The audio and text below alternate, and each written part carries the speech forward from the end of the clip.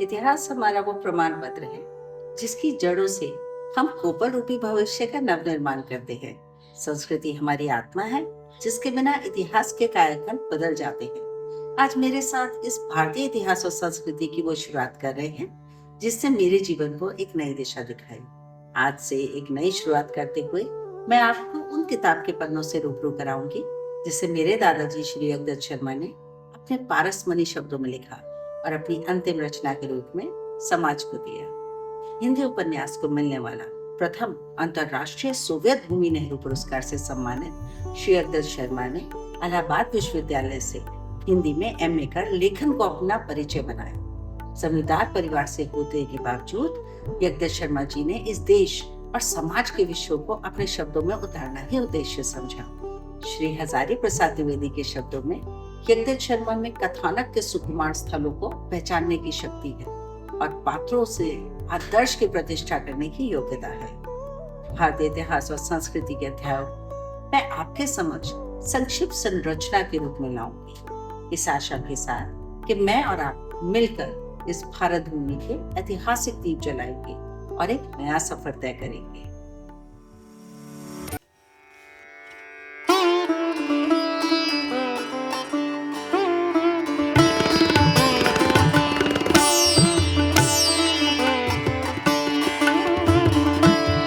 निश्चय पूर्वक ये नहीं कहा जा सकता कि पृथ्वी पर जीवों की उत्पत्ति कितने वर्ष पूर्व हुई होगी और उसका प्रारंभिक रूप कैसा और किस प्रकार का रहा होगा। आरंभ से मनुष्य भी अन्य जीवधारियों के समान पशुओं की तरह ही जीवन व्यतीत करता रहा होगा। वह छोटे छोटे जल समूह में रहता होगा और अपने जीवन यापन के लिए भोजन की खोज में कभी इस स्थान पर तो कभी दूसरे स्थान पर चला जाता होगा। धीरे धीरे मनुष्य बुद्धि का विकास होने लगा। उसने पाषाण का प्रयोग करना सीखा होगा। उसने नुकीले और धारदार पत्थरों से प्रहार कर पशुओं का संहार कर उनके मांस को अपने भोजन की वस्तु बनाया। पत्थर के प्रयोग में गति आई और कई प्रकार के हथियार बनाकर उसने पशुओं का शिकार करा और अपनी जीवन शैली को आगे बढ़ाया। पुरातत्व विभाग के आधुनिकतम खोजों में इस प्रकार के कई किस्म के हथियार प्राप्त हुए हैं। यह युग पाषाण प्रयोग के कारण पाषाण युग के नाम से विख्यात है। इतिहासकार इसे अपने ग्रंथों में पाषाण युग नाम से ही मान्यता देते हैं। कृषि की उन्नति के लिए धातु के औजारों का प्रयोग किया गया। इसमें कृषि के क्षेत्र में विशेष सफलता रही। अब पशुपालन और कृषि मनुष्य का मुख्य कार्य क्षेत्र बन गया था। यह युग कितनी आयु तक रहा, इस विषय में निश्चित रूप से कुछ कहा तो नहीं जा सकता। अनुमान है इसकी आयु हजारों वर्ष की जरूर रही होगी। इस प्रकार हमने मनुष्य के आदिकाल का संक्षेप में विचार किया। अब हम सभ्यता पर विचार करेंगे। जिस प्रकार मानव सभ्यता का विकास भारत भूमि पर हो रहा था, उसी प्रकार विश्व में अन्य सभ्यताओं का भी विकास हुआ। अब हम जानते हैं आर्य सभ्यता के बारे में। आर्यों का मूल स्थान कौन सा भूभाग था, इस पर विद्वानों के भिन्न भिन्न मत है। कुछ पुरातत्ववेत्ता आर्यों को मूल स्थान मध्य एशिया बोलते हैं, तो कुछ कैस्पियन सागर प्रदेश, दक्षिणी रूस अथवा ईरान मानते हैं।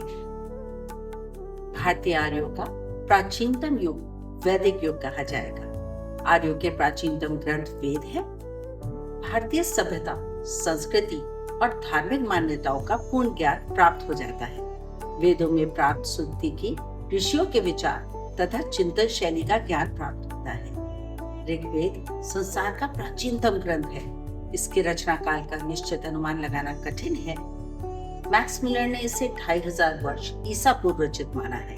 कुछ पुरातत्ववेत्ता इसे 8000 वर्ष ईसा पूर्व रचित मानते हैं। इस ग्रंथ की प्राचीनता वैदिक सभ्यता की प्राचीनता प्रमाणित करती है।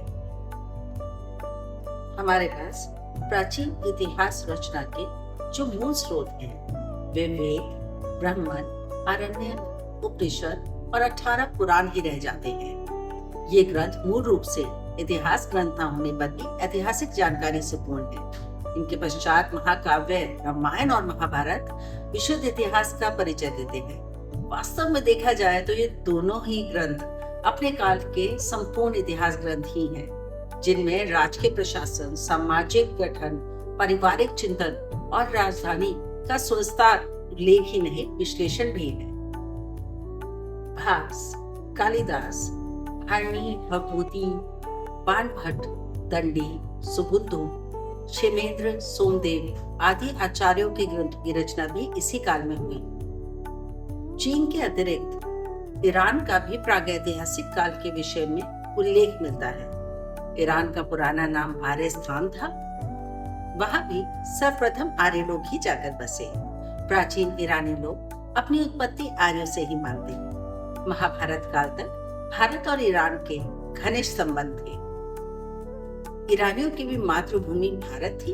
यही कारण है उनके विश्वास, विचार और क्रियाओं का निर्माण भारतीय सभ्यता के आधार पर हुआ। ईरानी सभ्यता की ही तरह यूनानी सभ्यता का भी उद्गम वैदिक सभ्यता से ही स्थापित होता है। महाकवि होमर के काव्य इलियड की रचना रामायण के आधार पर होती है। इस ग्रंथ का आधार वाल्मीकि रामायण है और दोनों ग्रंथ महाकाव्य हैं और दोनों में अद्भुत समानताएं हैं। इसमें राम को मेलियस, सीता को हेलेन, दशरथ को आर्कस और रावण को हेक्टर के रूप में रखकर देखिए तो दोनों ग्रंथों के कथानकों में अद्वितीय समानताएं मिलेंगी। राम और लक्ष्मण का भ्रातृ प्रेम, सीता समान एलियस की पत्नी हेलेन का रावण रूपी हेक्टर द्वारा चुराया जाना सिद्ध करता है कि इलियड रामायण का यूनानी संस्करण है। होमर ने रामायण की विस्तृत लोकप्रियता से प्रभावित होकर इसके आधार पर इलियड की रचना करी। अनेक यूरोपीय विद्वानों का मत है कि मिस्र की सभ्यता को आर्यों की सभ्यता ने प्रभावित किया। मिस्र के मंदिरों की रचना भारत के प्राचीन मंदिरों के समान की गई। मिस्र के बहुत सारे देवी देवता वैदिक सभ्यता अनुसार।